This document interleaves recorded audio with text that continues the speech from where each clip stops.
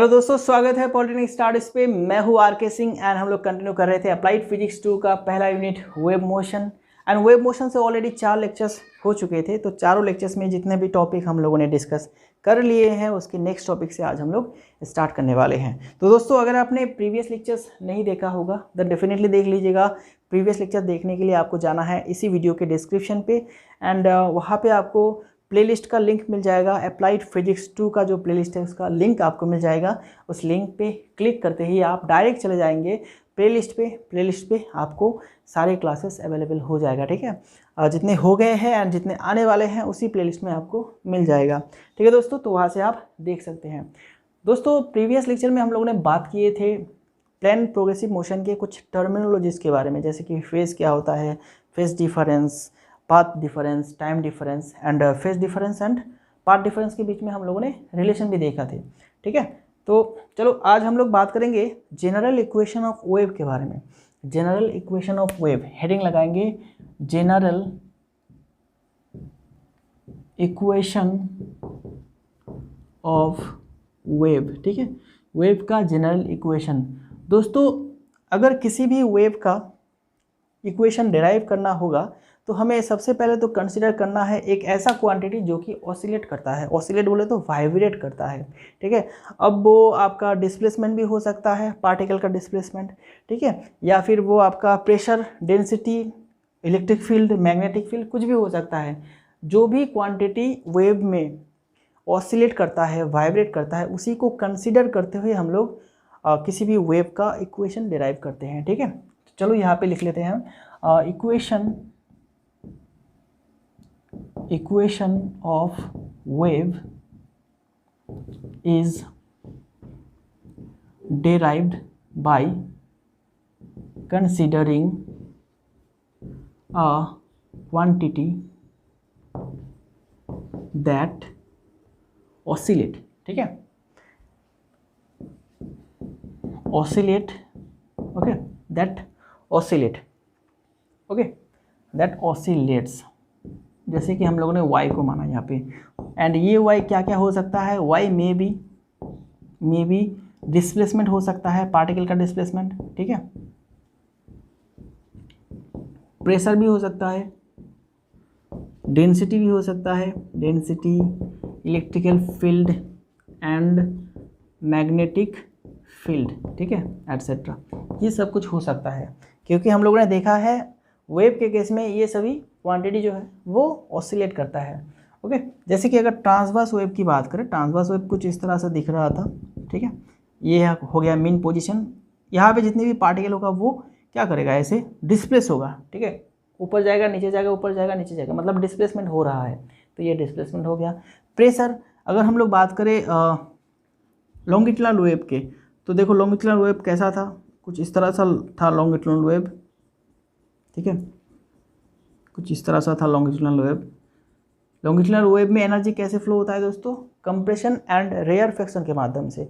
तो यहाँ पे आप देख सकते हैं, ये है रेयरफेक्शन, ये है कंप्रेशन, रेयरफेक्शन, कंप्रेशन। ठीक है, तो कंप्रेशन में प्रेशर ज़्यादा रहेगा, रेयरफेक्शन में प्रेशर कम रहता है। एंड डेंसिटी की अगर बात करें तो कंप्रेशन जोन में डेंसिटी बहुत ज़्यादा रहता है, रेयरफेक्शन में कम हो जाता है। ठीक है, एंड इसी तरह से ये जो डेंसिटी है ये आगे आगे की तरफ बढ़ता जाता है, प्रेशर जो है आगे की तरफ बढ़ता जाता है, तो वो भी ऑसिलेट करता है आपका। ठीक है, ओके, प्रेशर भी ऑसिलेट करता है। देखो प्रेशर कैसे ऑसिलेट करता है, इसी जगह की अगर बात करें, अभी कंप्रेशन पे है, लेकिन नेक्स्ट टाइम पे वो क्या हो जाएगा, रेयरफेक्शन हो जाएगा। यहाँ पे डेंसिटी, प्रेशर घट जाएगा, फिर प्रेशर बढ़ जाएगा, फिर प्रेशर घट जाएगा, ऐसे ही करके तो एनर्जी ट्रांसफ़र होता है ना। ठीक है, तो ऐसा होता है। And electric field, magnetic field भी वैसे ही ऑसिलेट करता है। ओके, बिल्कुल इस तरह से ऑसिलेट करता है इलेक्ट्रिक फील्ड या फिर आपका मैग्नेटिक फील्ड। ओके, तो चलो, तो ये जो y हम लोगों ने क्वांटिटी लिए हैं, जो क्वांटिटी ऑसिलेट करता है वो किस पे डिपेंड करता है बोलो, वो डिपेंड करता है डिस्प्लेसमेंट एंड टाइम पे। ठीक है, तो हम लोग यहाँ पे लिखेंगे y depends on displacement and time. ठीक है, डिस्प्लेसमेंट को x से मान लेते हैं, टाइम को t से मान लेते हैं। ठीक है, तो y जो ये क्वांटिटी हम लोगों ने कंसीडर करे हैं किसके लिए, वेव इक्वेशन को डिराइव करने के लिए, वो किस पे डिपेंड करता है, डिस्प्लेसमेंट एंड टाइम पे डिपेंड करता है। कैसे डिपेंड करता है, देखो यहाँ पे अभी अभी मैंने बताया था आपको ऐसे, ठीक है। तो देखो किसी एक पार्टिकल को लेते हैं, किसी एक पार्टिकल ये जो ऑसिलेट करता है, तो पहले यहाँ पे है, अभी ऊपर जाएगा नीचे जाएगा, तो उसका डिस्प्लेसमेंट चेंज हो रहा है ना, ठीक है। तो इसीलिए हम लोग कह सकते हैं ये जो वाई क्वांटिटी है ये आपका डिस्प्लेसमेंट पे डिपेंड करता है। एंड टाइम पे डिपेंड करेगा, टाइम पे डेफिनेटली डिपेंड करेगा, क्योंकि अगर देखो यहाँ पे एक टाइम पे पहले तो यहाँ पे ये है, थोड़ी टाइम बाद ये ऊपर चला जाएगा, फिर थोड़ी टाइम बाद ये नीचे चला आएगा, थोड़ी टाइम बाद ये ऊपर चला जाएगा। ओके, तो टाइम पे डिपेंड कर रहा है, टाइम के साथ साथ ये अपना डिस्प्लेसमेंट को बदल रहा है, अपना पोजीशन को बदल रहा है। ओके, अगर हम लोग अचानक से एकदम टाइम को रोक देते हैं, टाइम को बिल्कुल स्टॉप कर देंगे, तो पार्टिकल जो का तो रहेगा। पार्टिकल अभी अगर इस पोजीशन पे है एंड हम लोग टाइम को रोक दिए हैं, तो पार्टिकल बिल्कुल यहाँ पे रहेगा ना। तो देखो टाइम के ऊपर डिपेंड करता है एंड डिस्प्लेसमेंट के ऊपर डिपेंड करता है। ओके, बात समझ में आया।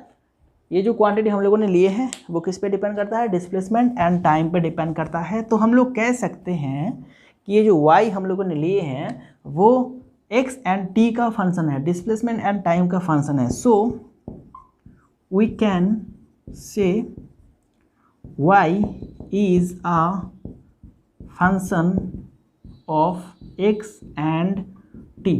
ओके, तो हम लोग लिख सकते हैं y is equal to function of x, t, ठीक है। तो ऐसा हम लोग लिख सकते हैं, क्योंकि y जो है वो x मतलब डिस्प्लेसमेंट एंड टाइम पे डिपेंड करता है, तो हम लोगों ने उसको रिलेट कर दिया, अभी ऐसे रिलेट कर दिया। ओके, इसको आगे और हम लोग मॉडिफाई करेंगे। तो इसके बाद चलो चलते हैं, अभी देखो वेव मोशन का कुछ कंडीशन होते हैं।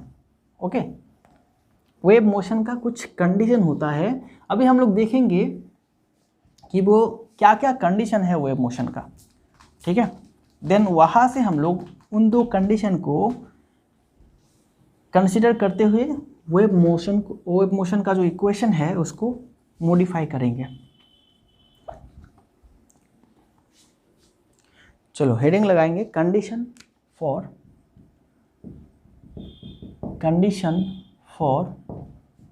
वेव मोशन, ठीक है।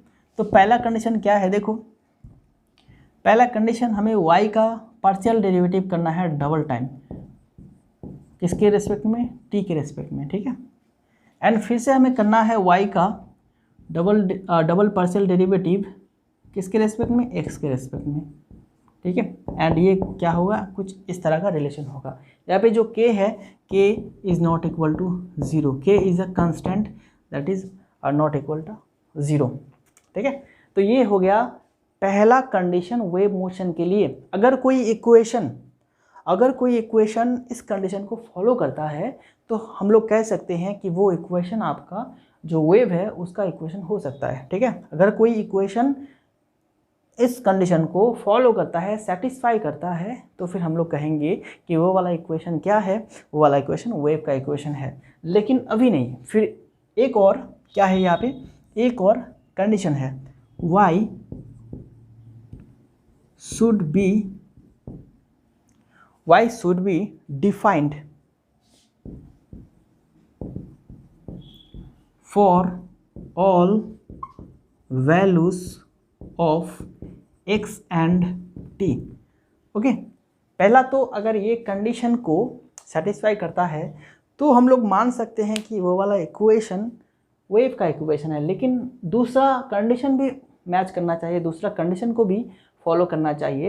यहाँ पे कहा गया है y should be defined for all values of x and t। तो उस इक्वेशन में x का एंड t का जो वैल्यू रहेगा, हम लोग किसी भी वैल्यू लगा के देखेंगे, अगर y का वैल्यू हमें मिल रहा है तो फिर हम लोग उसको कह सकते हैं वेव इक्वेशन, ठीक है। अगर y का वैल्यू 0 आ रहा है, x के किसी भी वैल्यू, x की जगह पे हम लोग किसी भी वैल्यू लगा दिए हैं, t की जगह पे कोई भी वैल्यू लगा दिए हैं, देखने से मिल रहा है कि y का वैल्यू हमारा 0 आ रहा है, तो फिर उस इक्वेशन को हम लोग वेव इक्वेशन नहीं कह सकते, ठीक है। तो ये दोनों जो कंडीशन है ये दोनों सेटिस्फाई होना चाहिए, ठीक है। तो यहाँ से हम लोग कह सकते हैं, so we can say that y is equal to function of a x plus minus B t. इन दोनों कंडीशन को कंसिडर करते हुए जो पहले वाला हम लोगों ने रिलेशन डिराइव किया था y is equal to function X and T, ठीक है, function of X and T, okay, इसको हम लोगों ने मॉडिफाई करके इसमें कन्वर्ट कर लिया इन दोनों कंडीशन को देखते हुए, ठीक है, ओके। तो यहाँ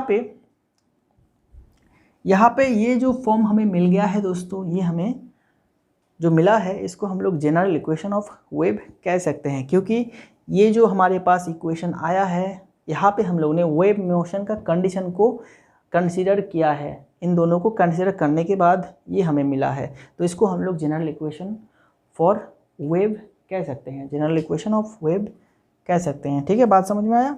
चलो ओके, अभी देखो ये अगर जनरल इक्वेशन है तो फिर हम लोग यहाँ से वेव का वेलोसिटी भी निकाल सकते हैं। वेव वेलोसिटी कैसे निकालेंगे, देखो यहाँ पे हमें वेव वेलोसिटी टी का जो कोफिशिएंट है उसको ऊपर लिखेंगे एंड एक्स का जो कोफिशिएंट है उसको हम लोग कहाँ पे लिखेंगे, नीचे लिखेंगे, तो ये हमारा क्या हो गया, वेव वेलोसिटी हो गया, ठीक है। तो आप यहाँ से फॉर्मूला भी लिख सकते हैं, कोफिशिएंट ऑफ टी, नीचे लिखेंगे कोएफिशिएंट ऑफ एक्स, ठीक है। टी के आगे जो भी रहेगा वहाँ पे आप ऊपर लिखिएगा एंड एक्स के आगे जो रहेगा वहाँ पे यहाँ पे लिखिएगा आप, ठीक है। तो ऐसे आपको वेव वेलोसिटी मिल जाएगा। एंड दोस्तों यहाँ पे बात ये है कि अगर if a x minus B t और a x plus B T, then wave is traveling in negative direction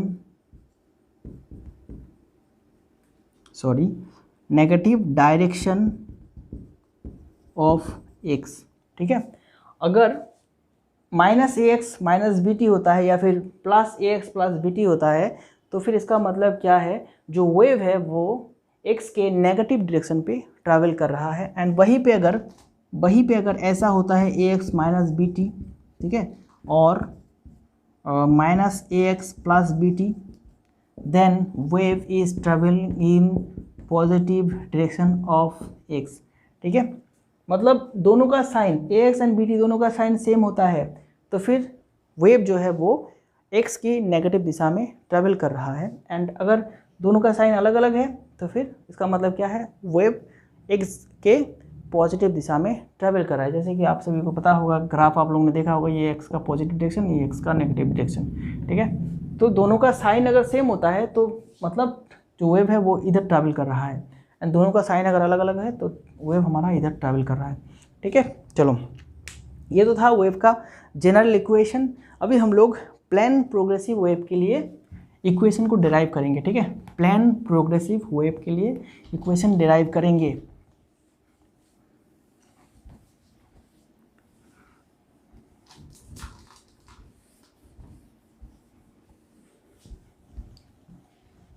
दोस्तों वेव चैप्टर जितना आपके सिलेबस में दिया है उतना ही मैं कर रहा हूँ, ठीक है। ज़्यादा डीप में नहीं ले जाऊँगा आप लोगों को, क्योंकि ज़्यादा डीप में जाने से आप लोग खुद कंफ्यूज हो जाएंगे, क्योंकि ये चैप्टर जो है बहुत बड़ा है, बहुत ही लंबा चैप्टर है, बहुत सारी इन्फॉर्मेशन इसके भीतर है।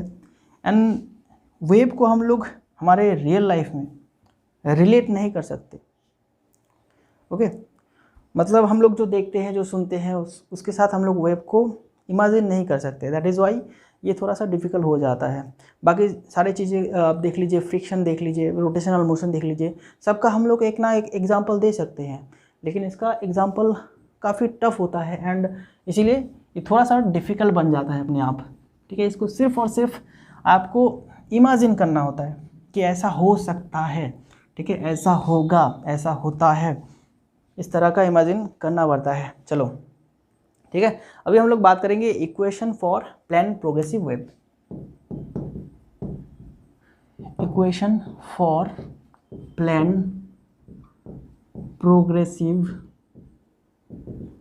वेव, ठीक है। तो प्लेन प्रोग्रेसिव वेव हम लोगों ने डिस्कस किया था। प्रोग्रेसिव वेव किसे कहते हैं?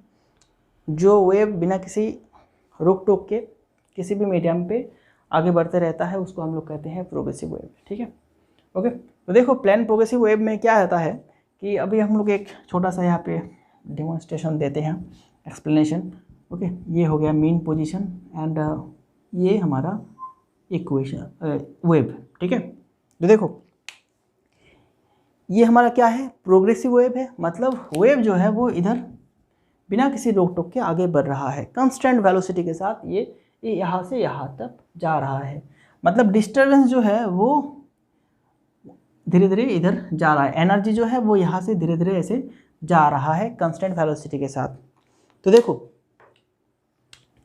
अब यहाँ पे कोई एक पॉइंट हम लोग मान लेते हैं, ये वाला पॉइंट, चलो ये वाला पॉइंट हम लोग मान लेते हैं, एक पार्टिकल जो कि यहाँ पे है, एक पार्टिकल जो कि यहाँ पे है। ठीक है, वो ऐसे ऊपर जाएगा कंस्टेंटली, वो ऐसे ऐसे ऊपर जाएगा, फिर नीचे आएगा, फिर यहाँ पे मीन पोजीशन पे चला आएगा, फिर वो नीचे जाएगा, फिर ऐसे वो ऑसिलेट करता रहेगा। ठीक है, एंड उसके साथ साथ वो एनर्जी को क्या करेगा, आगे की तरफ ले जाएगा। ओके, तो देखो मान लेते हैं टी टाइम पे, टी इजिकल टू 0 टाइम पे ये पार्टिकल हमारा यहाँ पे था, पार्टिकल जो है वो यहाँ पे था। इसका फेज़ क्या है, इसका फेज़ यहाँ पे कुछ एक फेज़ रहेगा, फाई फेज़ मान लेते हैं, इसका फेज़ जो है फाई है। ठीक है, फाई 0 है। ओके, तो टी टाइम बाद टी टाइम बाद वो क्या होगा, वो आगे की तरफ जाएगा। यहाँ पे टी 0 है, टी टाइम बाद वो आगे की तरफ जाएगा, तो मान लेते हैं यहाँ पे आ गया है। टी टाइम बाद कहाँ पे आ गया है, यहाँ से यहाँ तक आ गया है। देखो यहाँ से यहाँ तक एक वेव आपका कंप्लीट हो रहा है, ये लैम्डा डिस्टेंस कंप्लीट हो रहा है, मतलब एक वेव कंप्लीट हुआ है। वेव कंप्लीट होने के बाद फिर से वो ऊपर गया है, मतलब यहाँ पे इस पोजीशन को देखिए, इस पोजीशन को देखिए, क्या है, इन दोनों का पोजीशन जो है सेम है। ओके, पोजीशन बोले तो आपका मीन पोजीशन से ऊपर इसका फेज जो है वो सेम है, या फिर हम लोग ये भी कह सकते हैं this is the same disturbance. ये जो डिस्टर्बेंस है ये बिल्कुल यही डिस्टर्बेंस है जो कि पहले यहाँ पे था, टी टाइम बाद वो यहाँ पे चला गया है। ठीक है, डिस्टर्बेंस तो आगे की तरफ जाएगा ना, डिस्टर्बेंस जो है वो प्रोग्रेसिव मोशन पे आगे की तरफ जाएगा, एनर्जी जो है वो आगे की तरफ जाएगा।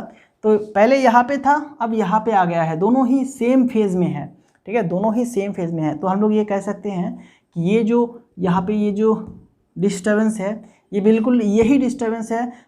अभी तो ये यहाँ पे है, लेकिन टी टाइम पहले वो यहाँ पे था।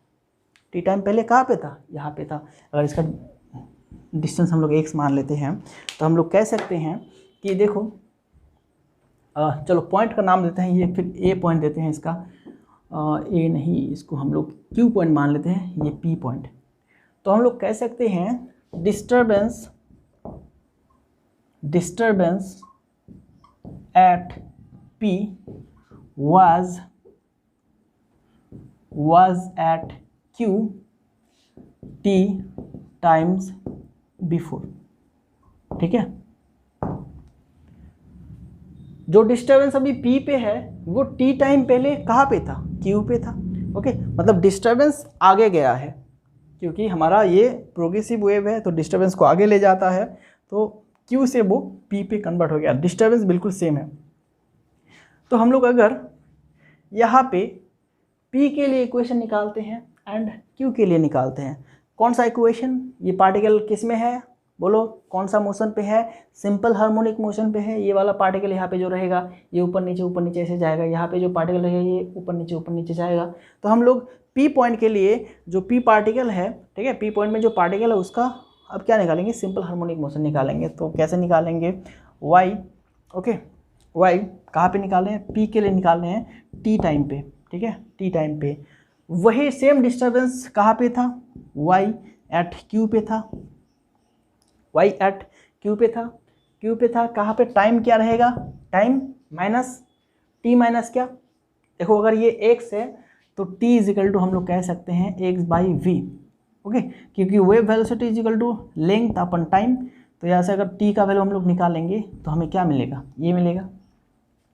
ठीक है, v equal to wave velocity, x equal to length, यहाँ से यहाँ तक गया है मतलब x लेंथ गया है, वेलोसिटी क्या है v, तो टाइम कितना लगेगा, t equal to x by v. तो यहाँ पे हम लोग x बाई वी ऐसे लिख सकते हैं। ठीक है, इजिकल टू क्या रहेगा बोलो, हम लोग जानते हैं सिंपल हार्मोनिक मोशन अभी तक हम लोगों ने नहीं पढ़ा है, लेकिन उसका जो फॉर्मूला होता है, उसका जो इक्वेशन होता है वो होता है A sine omega t plus phi, ठीक है। A sine omega t, t बोले तो क्या होगा, ये होगा, टी बोले तो t minus x by v plus phi रहेगा, ठीक है। ये हो गया हमारा क्या, इक्वेशन। यहाँ से हम लोग डिराइव करेंगे y इजिकल टू, इन दोनों को हम लोग y मान लेते हैं, तो a sine omega t minus omega x v plus phi, ठीक है। ये हमें मिलेगा, इसको हम लोग अगर मल्टीप्लाई कर देते हैं तो ये हमें मिलेगा। एंड ओमेगा इजिकल टू हम लोग क्या जानते हैं दोस्तों, ओमेगा इजिकल टू क्या जानते हैं हम लोग, 2 पाई बाई टी, ठीक है।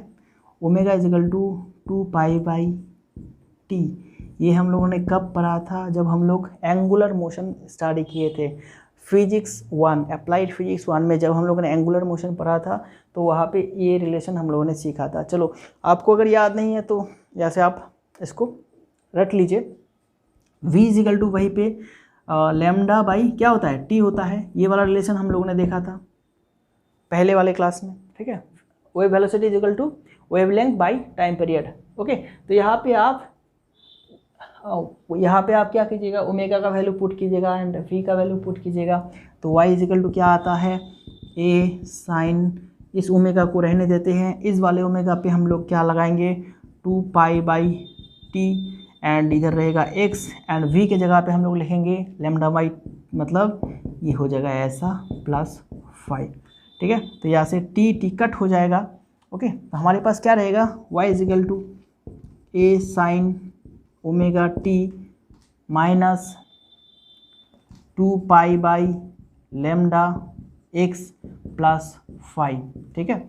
एंड ये 2 पाई बाई लैम्डा ये होता है आपका एक constant, that is 2 pi by lambda, ठीक है। तो यहाँ से हम लोग बता सकते हैं, सॉरी यहाँ पे हम लोग लिख सकते हैं ए sine omega t minus k x plus 5, ठीक है। ये क्या हो गया दोस्तों, ये हो गया हमारा equation for plane progressive wave, equation for plane progressive wave, okay, ठीक है ना। एंड ये पूरा क्या है, पूरा omega t minus k x plus 5, this is known as phase. इसको पूरा को हम लोग क्या कहेंगे, फेज कहेंगे इस इक्वेशन के लिए, ठीक है। चलो तो ये हमारा क्या हो गया, equation for plane progressive wave. अगर आपको पूछा जाए what is the equation for plane progressive wave, तो आप डेफिनेटली ये वाला इक्वेशन लिखिएगा, ठीक है, ये वाला इक्वेशन लिखिएगा। एंड यहाँ पे आप ये दोनों को मेंशन कीजिएगा, साइड में इन दोनों को मेंशन कीजिएगा, k is equal to 2 pi by lambda and omega t minus k x plus 5 is equal to phase of the wave, ठीक है। चलो हो गया। अभी देखो, अभी हम लोग देखने वाले हैं एक इक्वेशन को, हम लोग यहाँ पे चेक करेंगे कि वो इक्वेशन वेव का इक्वेशन है कि नहीं, ठीक है। एक छोटा सा न्यूमेरिकल कर लेते हैं, छोटा सा चेक।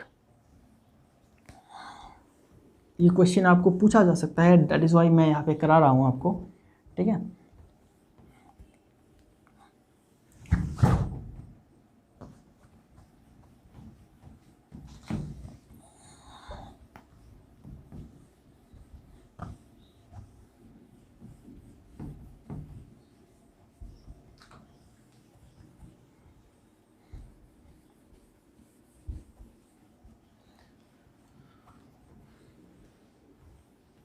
चलो अभी क्वेश्चन लिखते हैं, SHM of particle is a wave or not, ठीक है, is a wave or not। तो ये वाला क्वेश्चन पूछा गया है, मान लेते हैं इक्वेशन, यहाँ पे आगे क्या होगा, equation of SHM of particle is a wave और नॉट, ठीक है। SHM का जो इक्वेशन होता है वो वेव है कि नहीं, ये कैसे देखेंगे। देखो सबसे पहले तो हम लोग जानते हैं सॉल्यूशन क्या होगा इसका, solution we know the equation for SHM of particle is y is equal to a sine omega t, ठीक है, y is equal to a sine omega t. तो SHM हम लोगों ने अभी भी स्टार्ट नहीं किया है, ठीक है, तो ये वेव मोशन को कंप्लीट करने के बाद हम लोग SHM स्टार्ट करेंगे। तो SHM में सबसे पहला चीज़ कि पार्टिकल का जो SHM का जो इक्वेशन रहता है वो होता है y is equal to a sine omega t, ठीक है, ये होता है SHM का इक्वेशन किसी भी पार्टिकल के लिए। अभी हमें क्या देखना है कि ये वाला इक्वेशन वेव का इक्वेशन है कि नहीं, ये वेव है कि नहीं, ठीक है, हमें ये देखना है। तो हम लोग जानते हैं condition for wave motion, condition for wave motion क्या था, कंडीशन फॉर वेव मोशन ये वाला था, T equal to K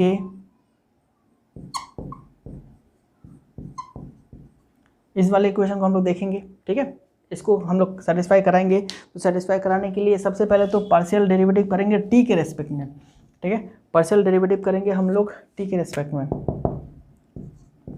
delta y upon delta t equal क्या रहेगा, यहाँ पे ए रहेगा sine sine sine partial derivative करने के बाद क्या हो जाता है, कॉस हो जाता है, एंड ओमेगा टी रहेगा, एंड ओमेगा टी के लिए फिर यहाँ पे ओमेगा आएगा आगे, ठीक है, एंड इसको अगर हम लोग डबल टाइम करते हैं तो फिर से इसको टी के रेस्पेक्ट में करो तो कॉस किस में कन्वर्ट हो जाएगा, माइनस साइन में कन्वर्ट हो जाएगा, एंड ए तो कंस्टेंट तो ए रहेगा, ओमेगा यहाँ पे कंस्टेंट है रहेगा, एंड ओमेगा टी के लिए फिर से आपको पार्शियल डेरिवेटिव करना है, एंड वहाँ से ओमेगा जो है वो आगे की यहाँ पे आ जाएगा, एंड ऐसा रहेगा, ठीक है, तो हमें ये मिल गया।